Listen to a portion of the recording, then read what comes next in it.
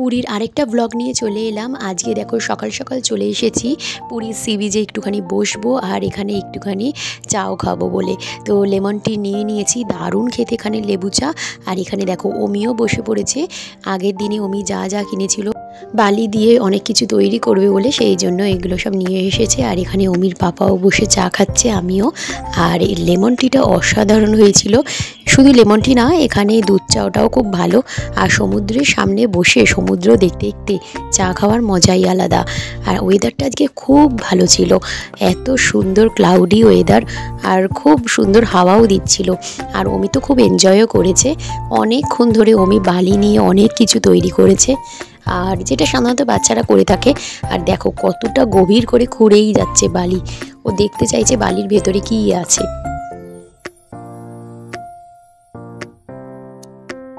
আর আগের দিনের এই সমস্ত খেলনা দিয়েই ও বুঝে গেছে যে এই সমস্ত মন্দিরের মতো করে তৈরি করবে বালি দিয়ে। আবার তারপরে দেখো টার্টেল এই সমস্ত ছোট ছোট খেলনাও ছিল, সেইগুলো আবার মন্দিরের মতো তৈরি করে বালির ওপরে বসিয়েছে।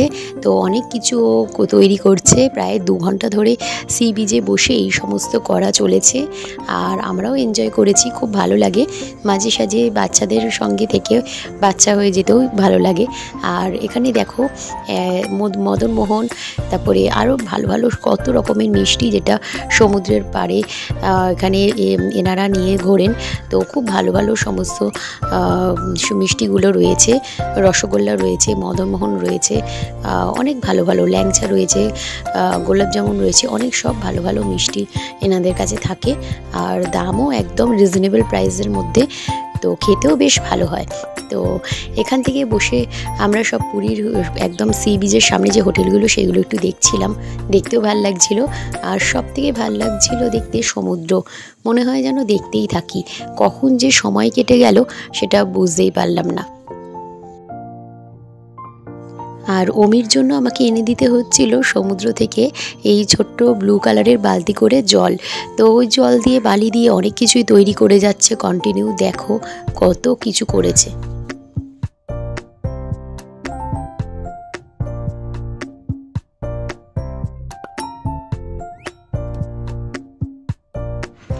আর এখানে আমিও একটু বসলাম। এখানে চেয়ারগুলো বেশ ভালো, পার হেড চেয়ারের প্রত্যেকটা চেয়ারে পিছু 50 টাকা করে চাইছিল। তো দুটো চেয়ারের জন্য একটুখানি দরাদরি করে রাজি করানো হয়েছে 40 করে, মানে 80। তো যাই হোক, এখানে বেশ ছাতার তলায় চেয়ারে বসে সমুদ্র দেখার একটা আনন্দই আলাদা, বেশ ভালো লাগে। তো বালিতেও বসা যায়, কোনো ব্যাপার নয়। আমি তো একটু নিউজ পেপারও নিয়ে গেছিলাম, বালিতেও বসেছিলাম। তারপরে ভাবলাম একটু চেয়ারেও বসা যাক, চেয়ারেও বসে বেশ ভালো লাগছে। তো খুব রোদ ছিল তারপরের দিকে, তো একটু পরে রোদ উঠে গেছিলো। ফার্স্টের দিকে কিন্তু ক্লাউডি ওয়েদার ছিল, কিন্তু তার সত্ত্বেও বেশ ভালো লাগছিল ওয়েদারটা, কিন্তু খুব একটা বেশি গরম ছিল না। তো তারপর অনেকক্ষণ বসার পর তারপরে আমরা উঠে গেছিলাম। আর এখানে দেখো অমি তো উঠতেই চাইছে না, তো ও আরও বসে খেলবে, এই কাণ্ড।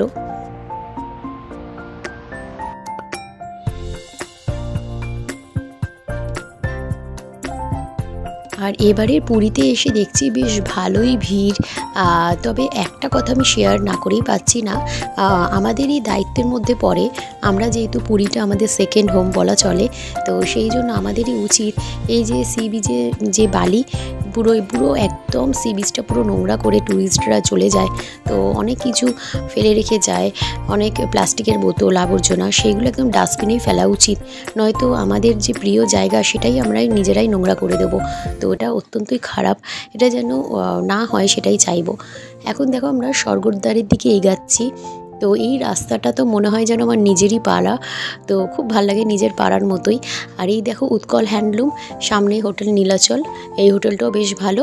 আর এই হ্যান্ডলুম, উৎকল হ্যান্ডলুম আছে, এছাড়া আরও অনেক দোকানপাট আছে এখানে, সব ভালো ভালো সমস্ত কিছু কটনের কটকির যে কাপড়, কুর্তি থেকে শুরু করে নাইটি, শাড়ি, সব ভালো ভালো সমস্ত জিনিস পাওয়া যায়। আর এখানে প্রত্যেকটা দোকানই আমার খুব ভালো লাগে। নিসিংয়ের খাজা দেখলাম, গাঙ্গুরামসের খাজা, প্রত্যেকটা খাজাগুলোই বিখ্যাত। আর বিদেশ ঘর রেস্টুরেন্ট আগেরবার আমরা এখানে খেয়েছিলাম। তো সব হোটেলগুলো, সব দোকানপাট মনে হয় যেন নিজের কতদিনের চেনা।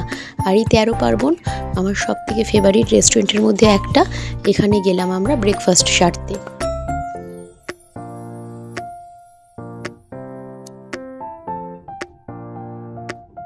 রেস্টুরেন্টের ভেতরের পরিবেশটা খুব সুন্দর, আমার তো খুব ভালো লাগে, এত পরিপাটি করে সাজানো গোছানো।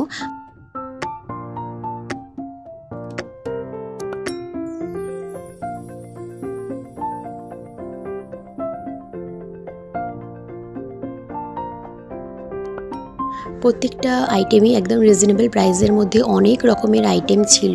তো আমরা নিয়েছিলাম লুচি তরকারি, খেতে কিন্তু অসাধারণ ছিল। আমি আর অমির পাপা তিনজনই আমরা খেয়েছিলাম লুচি তরকারি। তো একদম ইউনিক, একদম আগেকার দিনে যেরকম টেস্ট হতো ঠিক সেরকম। আর এই দেখো আমাদের খাবার চলেও এসেছে, যা বললাম দারুণ ছিল।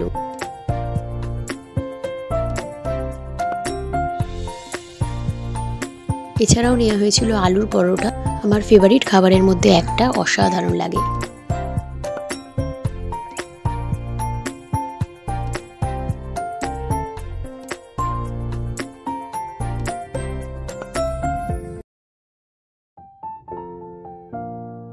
ব্রেকফাস্ট সেরে তারপরে আমরা গেলাম এই নারায়ণা সুইটে। তো এখানে অসাধারণ সব মিষ্টিগুলো, প্রত্যেকটা মিষ্টি একই প্রাইস 20 টাকা করে। খাজাগুলো দারুণ ছিল। এখানে মিষ্টি খেলাম তো খুব ভালো লাগলো, আর ঠাকুরের জন্যও নিয়েছিলাম। প্রত্যেকটা মিষ্টি খুব ভালো।